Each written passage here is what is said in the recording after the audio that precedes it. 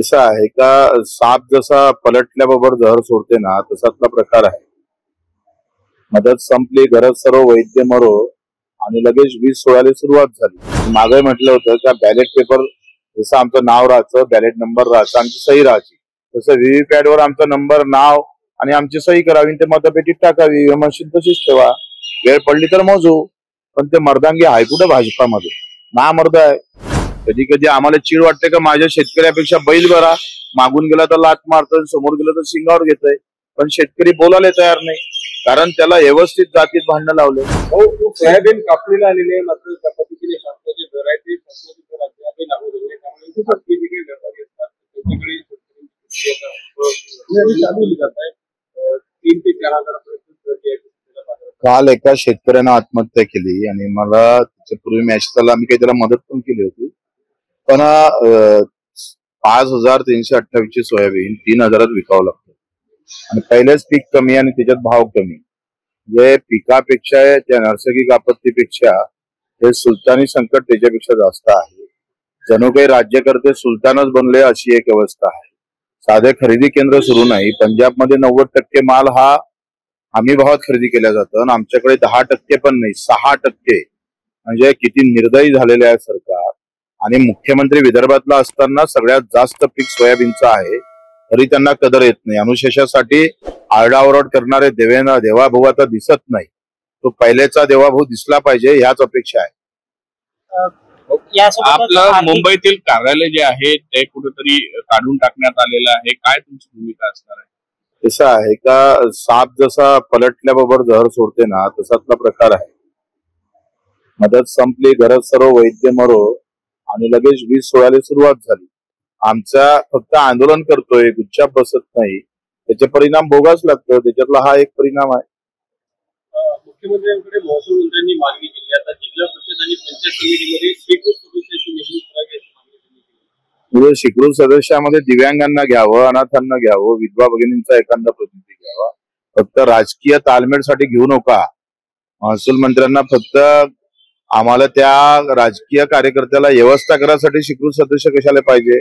जो घटक तिथं जात नाही, ज्या घटकाची गरज असतं त्याच्यासाठी स्वीकृत सदस्य घेतलं पाहिजे. पण एवढी अक्कल येणार कोणाला? एवढी अक्कल तर पाहिजे ना. राजकारणाशिवाय दुसरी अक्कल आहे नाही. 28 तारखेला आघाडीचं शिष्टमंडळ निवडणूक आयोगाला पाप तर काँग्रेसच आहे ना. काँग्रेसनं येऊन मशीन आणली नसती तर हा वटवृक्ष तयार झाला नसता. आता हा वटवृक्ष त्याच्या ज्या मुळा आहे ना, आमचे घर उद्ध्वस्त करायला लागलेले आहे.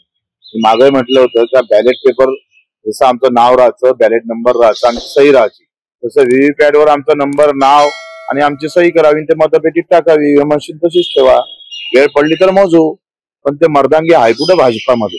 ना मर्द आहे. त्यांना म्हणणार रणभूमीवर आपण हारणार आहोत, आणि मग हारणार आहोत हे माहित असल्यामुळं चोरी महत्वाची आहे, आणि चोरी करून युद्ध जिंकणारे लोक आहे. जे पाठीत सुरा खुपसावा तशी प्रवृत्ती आता भाजपची आहे. 28 तारखेला महाएल्गार तुमचा होणार आहे, काय स्वरूप असणार आहे, काय भूमिका मांडणार आहे, किती लोक येणार?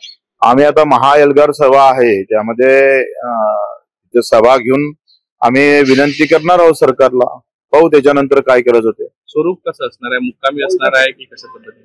जर नाही न्याय भेटला तर मुक्कामी राहू. मोठ्या संख्येने जिथं आम्हाला मैदान भेटलं तिथे. विदर्भावर तुम्ही फिरून यात्रा घेतलेल्या आहेत, महाराष्ट्रभर फिरलोय, फक्त विदर्भभर नाही.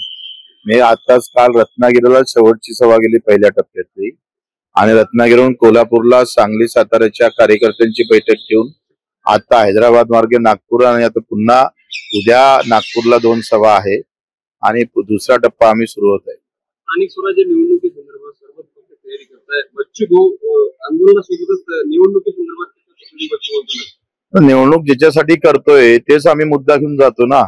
निवडून आणायच्या याच्या अगोदरच आज जी परिस्थिती आहे ती निवडणुकीपेक्षा फार महत्वाची. आज शेतकरी मरताय रोज पाय घासून. तुमच्या दिव्यांगाचं असेल, मच्छीमार असेल, मी आता रत्नागिरी होता हापूस उत्पादक, जो आंबा उत्पादक शेतकरी आहे तो पण अडचणीचा आहे. मला असं वाटतच 4थ्या वर्गात का काजू जो पिकवत असेल तो शेतकरी सगळ्यात सुखी असेल, तो सगळ्यात दुःखी आहे. कोण? सगळ्या आम्ही पाहतोय तर महाराष्ट्रभर फिरून आलोय. महाराष्ट्राभर मध्ये एकही असं पीक नाही का जो शेतकरी सुखी आहे. म्हणजे केळी उत्पादक शेतकऱ्याचा 300 रुपये क्विंटल त्याला केळी विकावं लागली आणि व्यापाराच्या त्याच्या फक्त गाडीत गेल्याबरोबर ती केळी त्याला 1100-1200 रुपयानं विकली. म्हणजे 30 रुपयाचं दूध विकतो आम्ही डेअरीवाल्याला आणि तो पॉकेट केल्याबरोबर त्याचं सगळं प्रोटीन काढल्यानंतर जो पॉकेटचं दूध विकतो तो 60 रुपये लिटर विकतो.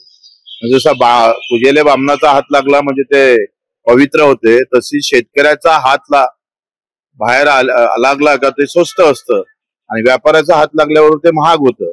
अशी अवस्था आहे, लुटीची व्यवस्था आहे, चौफेर लूट आहे. प्रतिवर्षी शेतकऱ्याला अपेक्षा असते आपल्या मालाला निदान हमी भाव मिळावा. यंदा तर राज्यभर होती तरी देखील आता जेव्हा शेतकऱ्यांच्या घरामध्ये माल असतात तेव्हा दर नसते आणि जेव्हा व्यापाऱ्याच्या घरामध्ये माल नसतो तेव्हा दर कुठेतरी उच्चांकी काढतात. हे काम राज्य सरकारने यासोबतच मदत जी जाहीर केली आहे याच्यातून कापूस वगळला काय वाटतं? मला वाटते सरसकट सगळ्यांना मदत दिली पाहिजे. दुसरी गोष्ट, नैसर्गिक आपत्तीमध्ये तर मेलोच, पण भावही भेटू नये.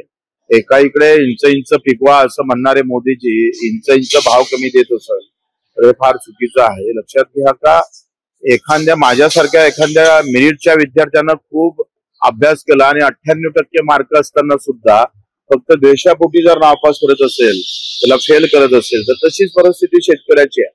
कोणाच्या थोबाडीत मारायचं हे ठरलं पाहिजे. आमचा शेतकरी जागृत नाही, तो जातीपाती धर्मात आणि पक्षाच्या झेंड्यामध्ये खुश आहे. तरुण पोरं आम्ही पाहतो धर्माच्या नादाला लावलंय, आय लव्ह मोहम्मद का आय लव्ह महादेव असं करून पुन्हा हिरवा आणि भगवा हाती द्यायचा भांडत व्हायचं आणि व्यवस्थित आमचाच हिंदू शेतकरी मारायचं, कापायचं त्याला. या नालायकांना थोडी तरी कदर वाटायला पाहिजे, थोडी लाज वाटायला पाहिजे. अशा पद्धतीनं तुम्ही वागताय शेतकऱ्यासोबत आणि त्याच्या संधीचा म्हणजे कधी कधी आम्हाला चीड वाटते का माझ्या शेतकऱ्यापेक्षा बैल बरा, मागून गेला तर लात मारतोय, समोर गेला तर शिंगावर घेतोय. पण शेतकरी बोलायला तयार नाही, कारण त्याला व्यवस्थित जातीत भांडणं लावले.